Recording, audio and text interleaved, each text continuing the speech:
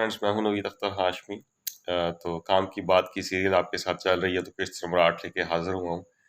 آج بھی بڑی اچھی بات ملی تو میں نے کہا چلو آپ سے شیئر کرتا چلوں۔ آج کی بات کا جو فوکس ہے مین ہے، وہ رشتے ہیں، خون کے رشتے۔ خون کے رشتے کون سے رشتے ہیں؟ ماں باپ کا رشتہ ہمارے ساتھ خون کا رشتہ ہے، بھائیوں کا رشتہ خون کا رشتہ ہے، بہنوں کا رشتہ خون کا رشتہ ہے۔ ٹھیک ہے، یہ رشتے ایسے ہیں کہ ان کا ایک اللہ تعالیٰ نے قدرتی طور پہ کھچاؤ رکھا ہوتا ہے۔ جیسے آپ نے دیکھا ہوگا کہ بچہ کہیں رو رہا ہوتا ہے تو ماں کے دل کو کھچاؤ پڑتا ہے۔ ٹھیک ہے، تو میں نا جب چھوٹا تھا تو میرا ایک دوست ہے، اس کی بہت چھوٹی عمر میں شادی ہو گئی، یعنی ابھی اس کی عمر 15-16 سال تھی تو اس کی شادی ہو گئی، بڑی جلدی اس کو ایک بیٹا ہو گیا۔ تو وہ نا میرے ساتھ بیٹھا، ہم باہر بیٹھک میں بیٹھ جاتے، تو ایک دم دیکھا تو اس کو نا گلی میں بچے تھے، وہ لڑتے مرتے اور بھی شور ہو رہا، بچے رو رہے ہوتے، تو اس کو نا ایک دم نا وہ اٹھا اور کہتا یار میرا بچہ رو رہا ہے۔ وہ بھاگا، جا کے دیکھا بچہ اس کا رو رہا تھا۔ میں نے کہا یار، وہ واپس آیا کہتا یار بیٹا رو رہا تھا، تو میں بھاگا ہوں۔ میں نے کہا یار تمہیں کیسے پتہ چلا؟ اتنے بچے رونے کی ارد گرد سے آوازیں آ رہی ہیں، کوئی رو رہے ہیں کوئی ہنس رہے ہیں، صبح صبح کا شور ہے بچوں کا، تم نے اپنے بچے کی آواز کیسے پہچانی؟ اس نے کہا بھائی مجھے بھی نہیں پتا، مگر جب میرا بچہ روتا ہے تو میں خود بخود بھاگ پڑتا ہوں۔ مسئلہ کیا ہے کہ یہ خون کا رشتہ ہے۔ ٹھیک ہے، تو خون کے رشتے کی جون سی نا ایک کھچاؤ ہوتا ہے۔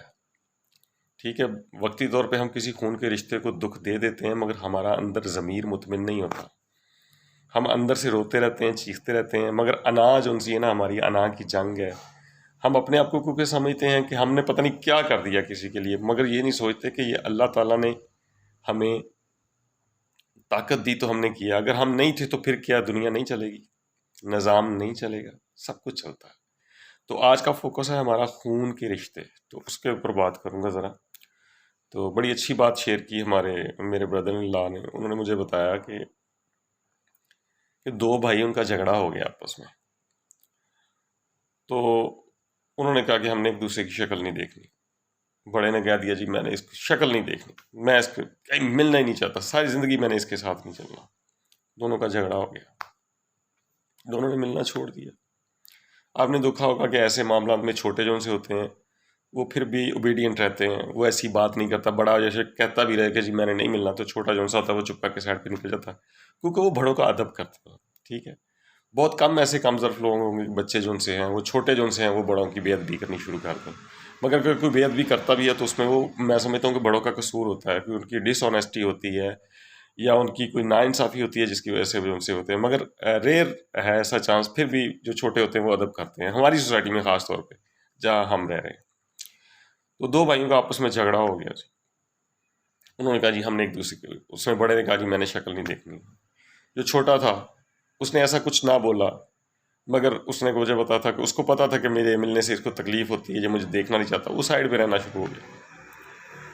اب ایک واقعہ اس گاؤں میں، جو گاؤں کے لوگ تھے وہاں ایک واقعہ ہو گیا کہ وہاں کا جو کنواں تھا نا، مین کنواں بہت زیادہ گہرا تھا، تو جب وہ پانی کا ڈول کنویں میں ڈالتے تو وہاں سے جب پانی نکالتے تو پانی اندر سے گندا آتا، خراب نہیں آتا کہ وہ پی نہ سکتا کوئی۔ تو وہ کنویں میں نظر ڈالتے، مگر کنواں اتنا گہرا تھا اندر سے سمجھ نہ آتی کہ اندر کیا چیز ہے۔ خیر لوگ پریشان ہو گئے، کسی نے بیچ میں سے ایسے افواہ اڑا دی کہ اندر کوئی بلا ہے جو گندا پانی پھینک رہی، تو لوگ ڈرنے لگ پڑے، خوف کھانے لگے، مگر کوئی آپشن نہیں تھا صاف پانی پینے کو، وہ دور دور بہت جانا پڑتا تھا، لوگوں نے بڑا پریشان ہو گیا۔ خیر پورا گاؤں اکٹھا ہو گیا، انہوں نے کہا کہ جی یہ جون سا ہے کنویں کے اندر جا کے کوئی بندہ چیک کرے کہ نیچے کیا چیز ہے ایسی کہ کیوں پانی جون سا گندا کیوں آتا ہے، پانی پینے کے قابل کیوں نہیں آ رہا۔ تو انہوں نے کہا کہ کیسے جا کے اس کو دیکھیں۔ خیر انہوں نے تو کہا کہ کون سا بندہ ہے جو اتنی کرج رکھتا ہے، دلیر ہے، کہ جو اندر جا کے، جس کو پتہ بھی ہوگا بے شک بلا بھی ہے، تو وہ اندر جا کے خوف نہیں کھائے گا۔ تو انہوں نے اس آپشن کیا کہ اور یار وہ جو لڑکا ہے نا فلانا، وہ بندہ بڑا دلیر ہے، وہ نیچے جا کے اس مسئلے کا سالو کر سکتا ہے، تو ہم ایسا کرتے ہیں کہ رسہ بنا لیتے ہیں، سارے گاؤں والے اس رسے کو پکڑ لیں گے اور اس رسے کے ساتھ باندھ کے اس بندے کو کہیں گے نیچے جا کے چیک کر کے۔ اب وہ وہی بندہ تھا جن دونوں کا آپس میں بھائیوں جھگڑا تھا وہ چھوٹے والا بھائی تھا. تو اس نے کہا جی، گاؤں والوں نے کہا کہ جی کنواں کیونکہ بہت زیادہ گہرا تھا، انہوں نے کہا کہ جی تم نیچے جاؤ اور جا کے یہ دیکھو کیا مسئلہ ہے، یہ کوئی بلا ہے یا جو بھی چیز ہے اس کو جا کے فیس کرو اور لوگوں کی مشکل حل کرو. اس نے کہا جی میں ٹھیک ہے، میں جانے کو تیار ہوں. انہوں نے کہا ہم پیچھے سے رسا پکڑ کے رکھیں گے، اتنے لوگ رسا پکڑیں گے کہ تمہیں ڈوبنے کا کوئی خطرہ نہیں، تم واپس بھی آسانی سے. اس نے کہا نہیں، جو مرضی ہے، مگر مجھے کیا چاہیے کہ مجھے جو میرا بھائی ناراض ہے نا، وہ سب سے آگے رسا وہ پکڑے گا. اس نے کہا یار کمال ہے، وہ تو تمہاری شکل نہیں دیکھنا چاہتا، وہ تو تمہارا منہ نہیں دیکھنا چاہتا، تم کہہ رہے کہ وہ رسا پکڑے گا. اس نے کہا نہیں، وہ رسا آگے سے وہ پکڑے گا، میری شرط ہے کہ رسا آگے سے وہ پکڑے گا، پیچھے سے آپ سارے پکڑیں گے. جب وہ رسا پکڑے گا تو پھر میں نیچے جا کے دیکھوں گا. وہ مجھے بلوش بیشک نہیں بلاتا، نہ بلائے، مگر رسا آگے سے وہ پکڑے گا، میری شرط ہے، ورنہ میں نے نہیں جانا.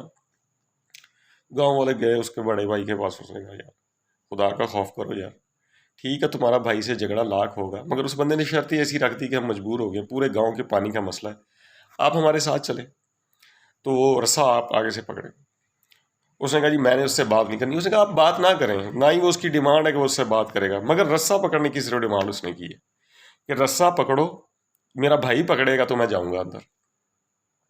ٹھیک ہے جی. خیر ان لوگوں نے بڑی مشکل سے منت ترلے کر کے مساج کر کے انہوں نے اس کو لے آئے.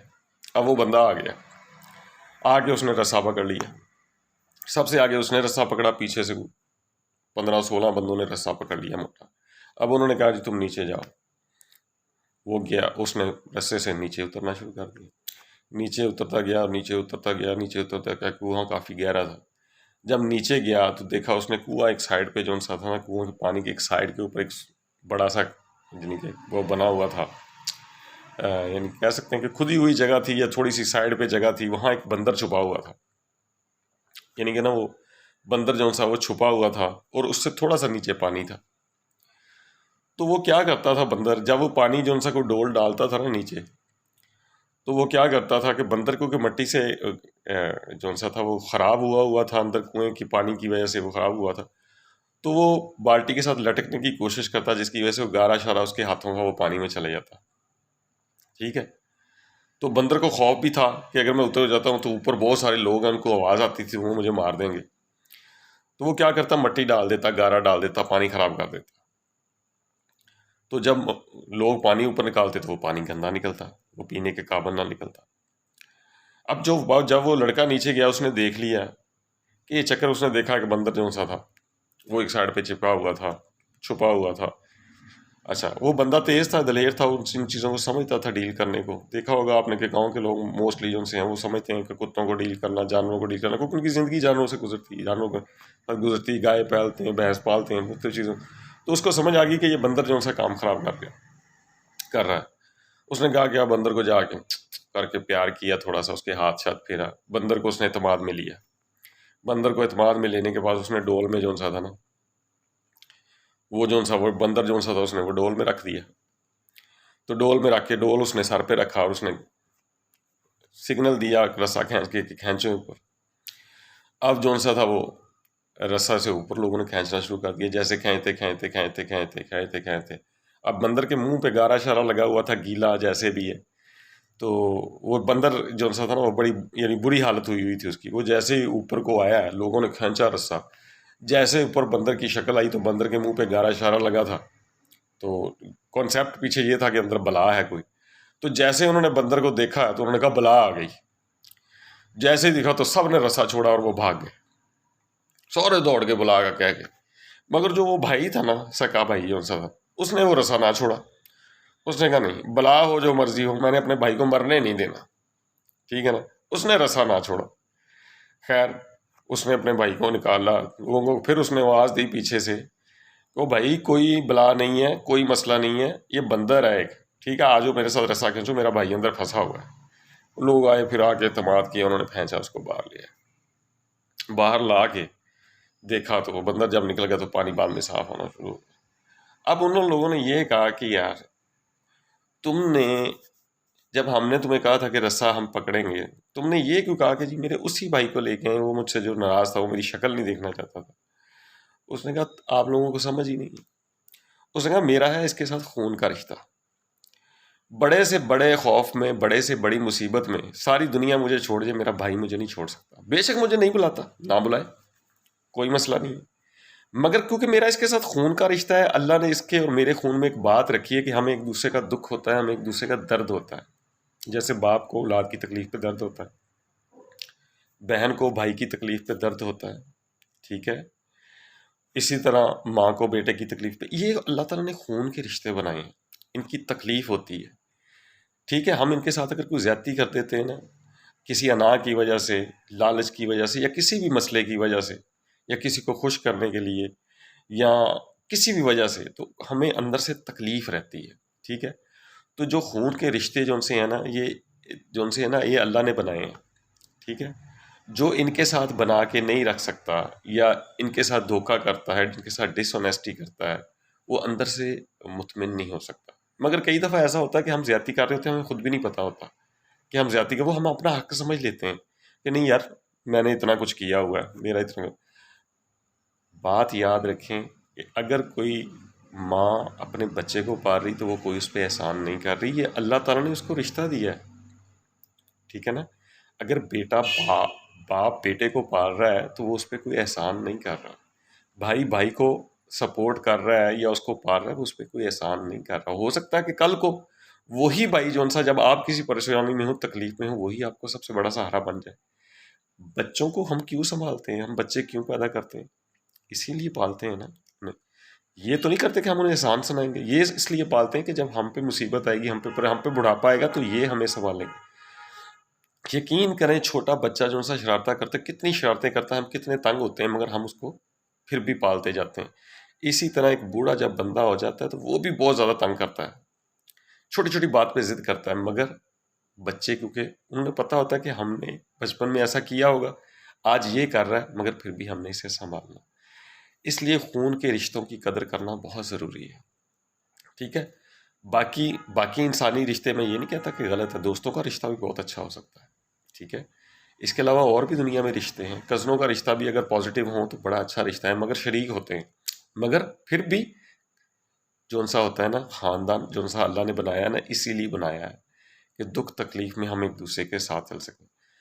بس اتنی سی بات ہے آج کی کہ اگر کوئی کسی پہ احسان کر رہا ہے تو اس کو احسان کو گنوانے سے اس کا انسان ہی ختم۔ میں کسی پہ احسان کروں، موقع پہ میں کسی کی تکلیف دور کروں، بعد میں اسے کہوں گا میں نے تمہارے لیے یہ کر دیا تھا، میں نے تمہارے لیے وہ کر دیا تھا، ہوگا کیا کہ اس بندے کی وہ خود ڈیگریڈ ہو گیا، کیونکہ اس نے سمجھا کہ میں نے کیا، حالانکہ اس نے نہیں کیا، اللہ کی ذات نے اس کو اس قابل بنایا۔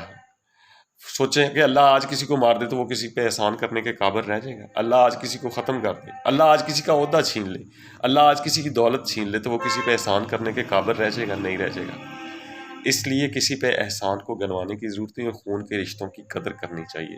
آج بھائی بھائی کو جو سا ہے کہتا جی میں نے تمہارے لیے وہ کیا، تم نے میرے لیے یہ کیا، میں نے اس کے لیے یہ کیا، نہیں، کسی نے کچھ نہیں کیا، یہ سب کچھ کیا اللہ نے کیا، اللہ کے حکم سے ہوا ہے، ٹھیک ہے، مگر ہمیں ایک دوسرے کو پہچاننے کی، ایک دوسرے کی عزت کرنے کی ضرورت ہے۔ جو خونی رشتے ایک دوسرے کے دشمن ہوئے ہیں، یہ چھوٹا سا واقعہ ان کو سوچنے پہ مجبور کرے یا سوچنے کی ہمت دے کہ خون کے رشتے جو ان سے ہیں ان کی قدر کرنی چاہیے۔ تو اور بڑے واقعے ہیں زندگی میں جو شیئر کرنے کے قابل ہیں، مگر آج کا جو واقعہ تھوڑا سا ہے وہ میں خون کے رشتوں کو ایک دوسرے کی پہچان کے لیے کہہ رہا ہوں کہ خون کے رشتے جو ان سے ہیں ان کی قدر کیجیے، بھائی بھائیوں کی ناراضگی، بہنوں کی ناراضگی، اور بھی ان کو سمجھیں، آپ سمجھیں کہ آپ نایاب ہیں اس طرح کہ اللہ نے آپ کو بھائی، جس بندے کو اللہ نے بھائی اور بہنوں کی نعمت دی ہے نا وہ بادشاہ ہے، کہ جس کے بھائی نہیں ہوتے لوگ اس کے ساتھ کیا سلوک کرتے ہیں، اور جن بھائیوں میں نا اتفاقی ہو جائے پھر سوسائٹی اس کو کیسے مس یوز کرتی ہے، ٹھیک ہے،